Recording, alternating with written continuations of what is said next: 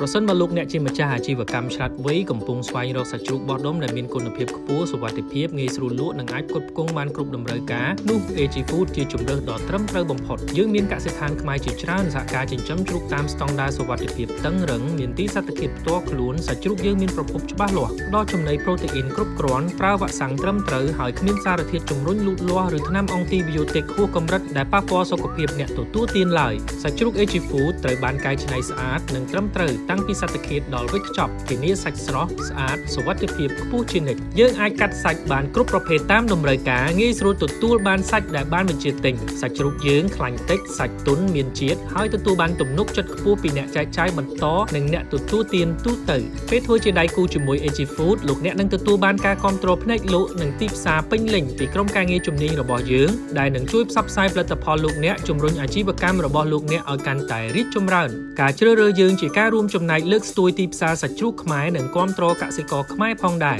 សូមតាក់ទងមកយើងខ្ញុំអេឡេនីតាមរយៈលេខទូរស័ព្ទឬតាមរយៈបណ្ដាញសង្គម AG Food ឬអាចរកទិញបាននៅតាមតូបអាជីវករលក់សាច់ជ្រូកឬផ្សារទំនើបនានាជាដៃគូចែកចាយរបស់ AG Food ដែលនៅជិតលោកអ្នកបំផុត AG Food កសិផលសុវត្ថិភាពគុណភាពល្អបំផុតរបស់កម្ពុជា